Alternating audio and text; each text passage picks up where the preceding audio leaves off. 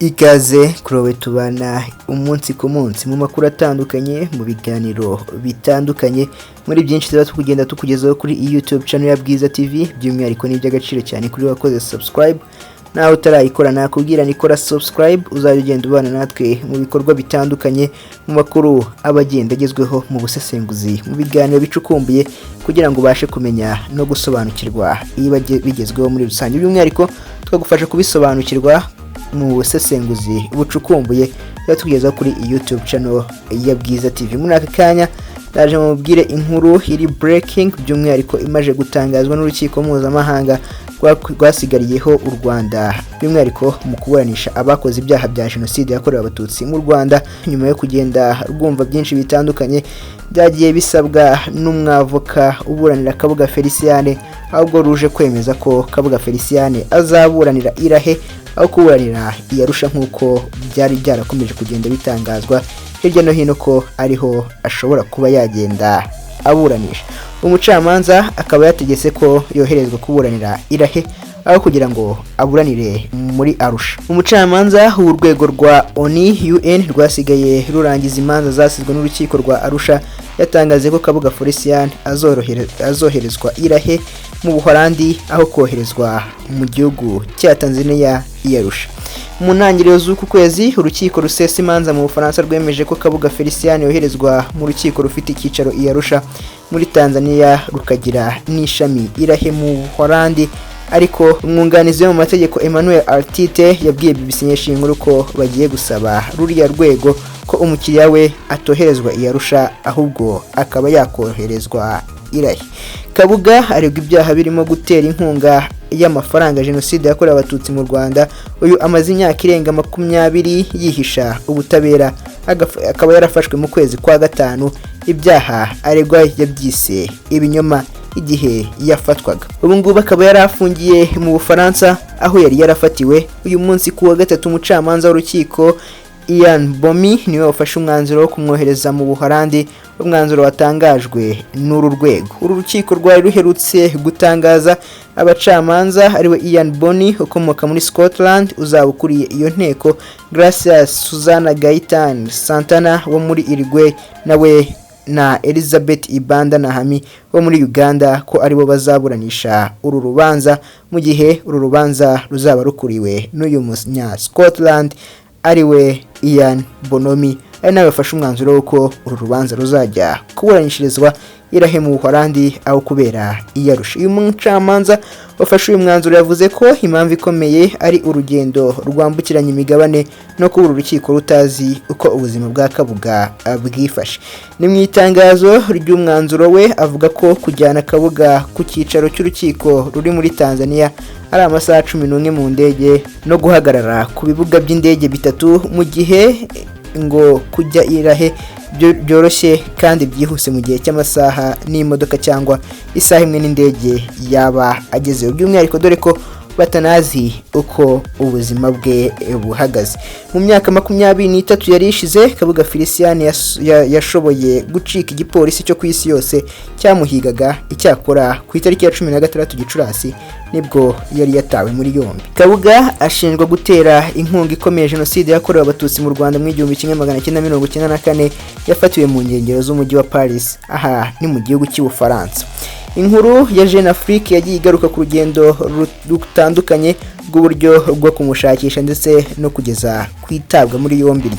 Ni ibikorwa byo kumushakisha byongeye gushyirwamo imbaraga muri Nyakanga 2019 irahe mu Buholandi mu nama y'urwego rw'umuryango w'abibumbye International Residual Mechanism from Criminal Tribunal ariyo RMCT rwasigariyeho kurangiza imanza zasizwe n'urukiko mpuzamahanga mpanabyaha rwashyiriyeho u Rwanda arirwo ICTR rwari ruherereye iyarusha muri Tanzania. N'urukiko ruburanisha bari ku isonga muri jenoside yakorewe abatutsi mu Rwanda mu 1994. Kabuga Felicien wari umaze imyaka 26 ahunze u Rwanda ari mu bantu batatu bashakishwaga cyane kugira ngo baryozwe uruhare rukomeye bashinjwa kugira muri jenoside yakorewe abatutsi. Umunyamafaranga akaba hafi y'ubutegetsi mbere na nyuma ya jenoside yakorewe abatutsi. Kabuga Felicien umwe mu batangije radio televiziyo RTRM ariyo radio televiziyo libre de Mille Collines yagize uruhare mu gukwirakwiza ubutumwa bubira urwango mu banyarwanda n'ubukangurambaga mu iyica ry'abatutsi. Ashinjwa kandi gutumiza mu mahanga toni nyinshi z'imihoro ikaba yarakwirakwijwe mu baturage, bityo babona intwaro yoroshye yo kwifashisha mu gukora iyi jenoside yakorewe abatutsi. Amafaranga menshi yari afite nayo ngo yayifashishije mu gutwara intera hamwe aho zajyaga hirya no hino mu bikorwa by'ubwicanyi.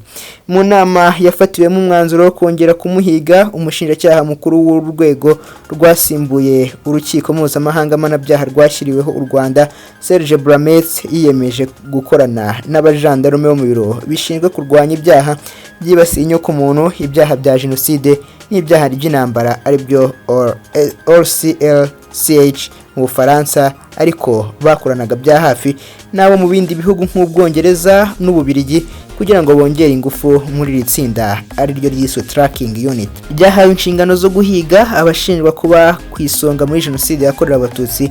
Iryo tsinda rikaba ryarashyizweho ubwo hatangizwaga urukiko rwa TPR.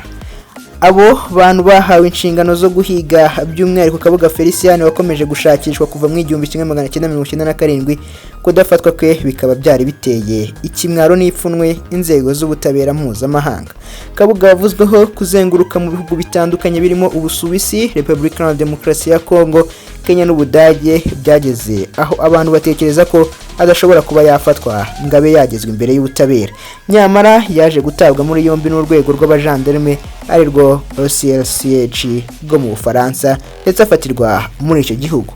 Colonel Eric Emile uyobora urwo rwego kuva muri 2017 avuga ko ubwo basabwaga gukorana n'abandi mu gushakisha Kabuga batatekerezaga ko yaba ari ku mugabane w'i Burayi. Mu gihe cyo kumuhiga no kumuta muri yombi, abari bafite izo nshingano ngo niborohewe n'igikorwa, dore ko babonaga amakuru atamuvugaho rumwe cyane cyane ku bijyanye n'aho yaba aherereye. Bamwe bakavuga ko yaba ari muri Afurika aho yamaze igihe kirekire yihishahisha, abandi bakavuga ko yaba ari i Burayi aho yahungiye nyuma ya jenoside yakorewe abatutsi. Kwihisha kwe kandi ngo yaba yarabifashijwemo n'ibihugu bimwe na bimwe ndetse n'abari ku butegetsi bw'ibyo bihugu. Igihugu kigarukaho cyane ni Kenya yayoborwaga na Daniel Arap Moi. Ubwo yashyirirwagaho impapuro zo kumuta muri yombi mu 1997, Kabuga Felicien yakomeje guca muri humye.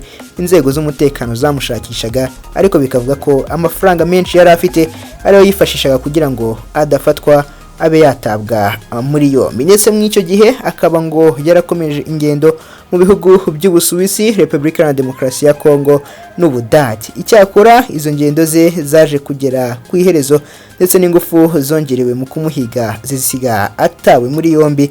Itsinda ryo kumuhiga ryashyizweho na Serge Bramet ryakajije imikoranire n'inzego z'umutekano z'ibihugu by'Ubufaransa, Ubwongereza n'Ububirigi. Mu ntangiriro z'umwaka wa 2020 ibikorwa byo kumuhiga byacaga amarenga ko yaba yihishe mu Bufaransa, ndetse yatanga amabwiriza yo gukurikirana binyuze mu itumanaho abakekaho kugirana ibiganiro na Kabuga ari nabo bamufashaga kwihisha.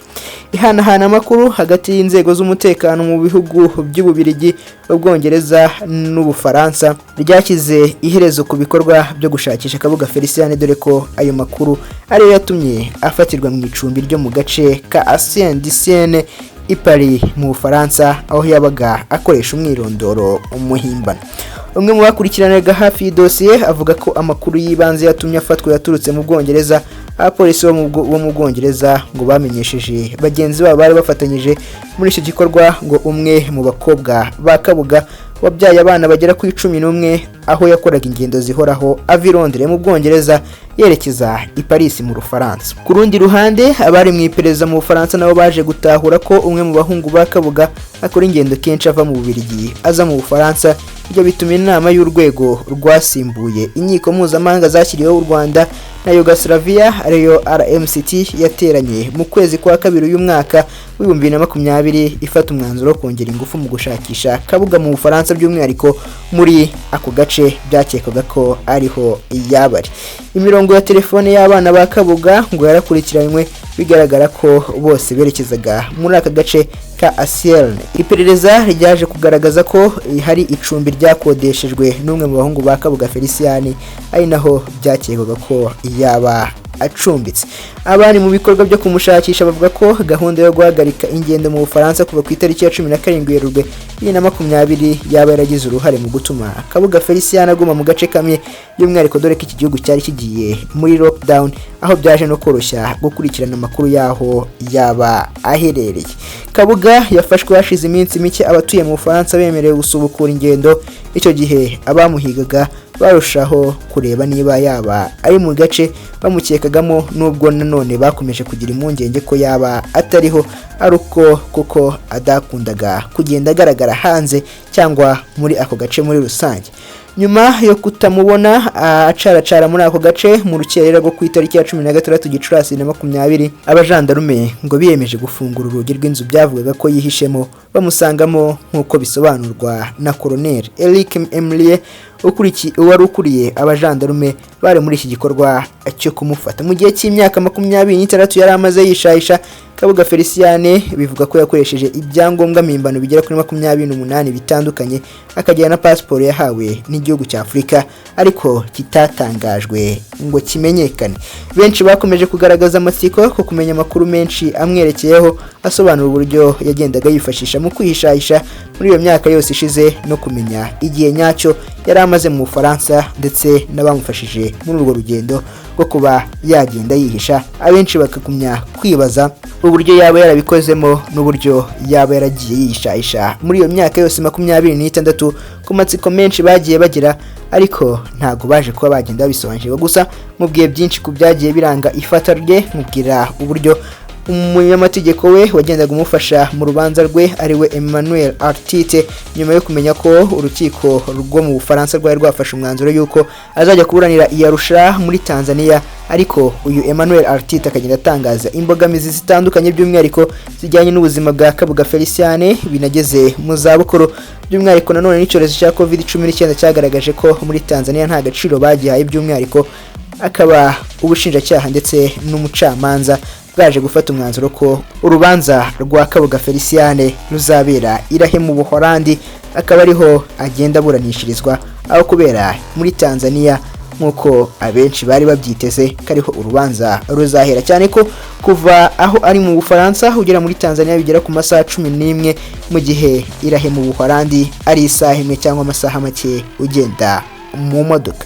Byinshi nambikubwiye muviriye imuzi n'umuzingo ku ifatwa rya Kabuga Felician, by'umwihariko aho CNLG yifuzaga ko Kabuga Felician yaza kuba yaburanira mu Rwanda, by'umwihariko nkaho yakoreye ibyaha ashinjwa, akaba ariho yaza kuranira ariko akaba yorohejwe irahe, akaba ariho azaburanira mu rubanza nk'urwe nka rumwe mu rubanza ruzaba ari urw'amateka, dore ko uyu mugabo ari umwe mu bagize uruhare muri jenoside yakorewe abatutsi. Ushobora kugira igitekerezo duha muri commentaire, by'umwihariko kugira ngo turusheho kugenda tubana muri byinshi bitandukanye tunyura tukugezaho, by'umwihariko nawe ukibona iyi video bwa mbere ukaba utarakora subscribe, nakubwira nikora subscribe uzagenda ubana natwe muri byinshi bitandukanye tunyura tukugezaho mu makuru abagenda agezweho. Kangushimire wowe wamaye umwanya wawe kuvaho nahereye kugeza nsoreje ahangaha, ni iby'agaciro kubana nawe umunsi ku munsi. Mukomeze mugubwe neza, muhahe muronke amahoro y'Imana abane nawe.